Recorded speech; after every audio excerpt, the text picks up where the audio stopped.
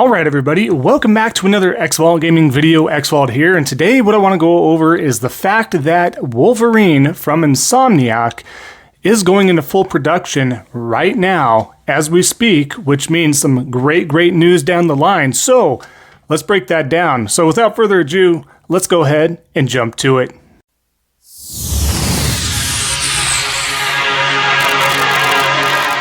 Alright, so what we're going to go over here is the fact that Wolverine from Insomniac, the great minds behind series like Ratchet and Clank, Resistance, many others, as well as the recent Spider-Man Remastered, Miles Morales, and of course Spider-Man 2 releasing this October 20th. So that's full steam. What's interesting here is some developers today just straight up announced, yeah, hey, we're completely hands off of Spider-Man 2 now. It's done, out of the oven. We could technically probably release this tomorrow if we wanted to do that, essentially. But the street date is still 10/20. I'm sure there's a couple stragglers in there making sure Q&A, bugs, this, that, and the other. As well as some marketing and stuff like that, perhaps a last push. But the majority of that team from Spider-Man 2 is now shifted over to Wolverine, yes. So, one in particular we'll put up here real quick is from Tommy Mann. What's going on with Tommy Mann, or Mann, sorry, either way if I mispronounce your name. Great work, by the way. Big fans, obviously, we all are, of every developer out there that puts their heart and soul into every game that we play and do enjoy out there. Always love to give those shout outs and you know, credit where credit's due, right? So, that statement, he states, I cannot wait for people to play Spider-Man 2 PS5. Working on that game with so many amazing people was a lot of fun. However, today I get to start something new, Wolverine PS5. With the wolf emoji, of course. So he's not the only one to come out and state that. It's all over, you know, especially Twitter. They're very active over there and stating what's going on with their current work development and so on and so forth. That being said, really good news. A lot of folks were trying to be a little bit of a naysayer. You're not going to see Wolverine till at least the end of 2025 and yada, yada, yada. Well, that's not the case. If they got the full team working on it already, they've had teams as we've gone over on these trailers and such that shows Wolverine. Obviously, that's not the gameplay, but it is a cinematic. They've been working on it. They've got the stories going. I'm sure other animations and stuff like that have been worked on, whether it's a little rougher or whatever the case is. There's just a lot to it, but it has been in production since its announcement and since before its announcement. So this isn't brand new. They're not just starting the game. So I feel like 2025 is off the table, at least the mid to last part of 2025. If this gets pushed over to the beginning of 2025, so be it. I will take a complete quality game as opposed to another game that's being pushed and rushed out because of this, that, and the other.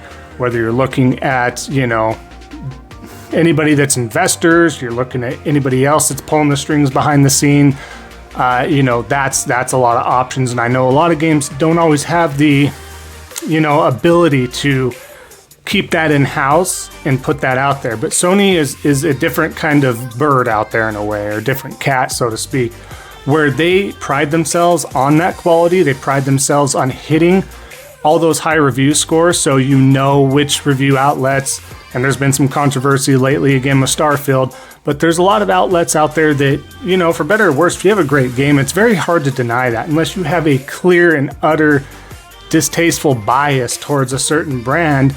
They're gonna give that game at least mid to high 80s, right? It's super rare, it's below that, if not higher, and we're looking in 90s or whatever the case is. So that's always interesting to look at, but that's what they pride themselves on, you know, as opposed to time frames and such like that. Obviously, they can't sit on every type of game forever, but they're major AAA hard hitters. They want to give as much time in the oven as possible on that. So that being said, we have another quick little breakdown here that I want to go over that has some bullet points that they found out. And some of this is stuff that's been announced before, so, you know, if you have heard of this before, that's probably where you've heard it. It's been announced before from some of the developers and Insomniac themselves, and some of it's a little bit new. But this stating some checkpoints here, bullet points. Emotional narrative and cutting-edge gameplay, right? The Princess Bar Island of Madripoor in the trailer hints that Logan may go on globetrotting adventures and nor restricted to Xavier's Institute, which, duh, why would he stay at the, X Mansion when it's a Wolverine game and he's probably doing his own thing? It's a standalone original universe like Insomniac's Spider-Man games. Insomniac's goal is not to only respect the DNA of what makes Logan so popular, but also look for opportunities to make it feel fresh and truly reflect the Insomniac spirit. Creative director is Brian Horton. The game director is Cameron Christian, exclusively for the PlayStation 5, not even coming to PC anytime soon, or at least for a year or two after its, debut on the PlayStation 5. The other rumored pieces are it's aiming for an M-mature rating and tone. It's going to have a semi-open linear, similar in design to God of War. Combat will feature dismemberment, supposedly again. This is an M rating, which if you're going to do Wolverine right, you got to go with the M rating, right? Projected fall 2024 launch. So that's where I'm saying that window, if everything's on track, they move these guys on full force, then okay, great. We should hit that window pretty easily, in my opinion. But again, I'm not working behind the scenes there, and I don't know for sure, but worst case scenario, we're looking at March 2025 in my humble opinion, which usually I'm pretty spot on with that stuff. So I wouldn't be surprised if we get this in 2024, towards the end of 2024, whether that be, mid-November, something like that is what I'm kind of guesstimating, because a lot of games they don't like to release during December, the holiday time of month, that month. It just conflicts with so many great sales and Black Friday sales, so mid-November is usually a pretty solid bet. Right before, Black Friday sales happen. I don't know if that's outside the US, if any of the other countries and such have sales like that for any sort of holiday or just that time of year. But especially in the US, I do know that they try to avoid brand new games like that being the week of or after Black Friday, which is the huge sales deals usually going on. So that being said, that's some of the main bullet points there, which is super cool. Like I said, I would be really shocked if this wasn't M for mature, just due to the fact that how well, if you guys remember the PS2, PS3 Wolverine Origins tie-in game, as horrible as that movie was, the game was actually really phenomenal. It had no business being that good. Just the regeneration that you've shown with the technology that was available back then, I just felt it was so well done. And just the mechanics of fighting and everything that you were fighting, it was just so well done.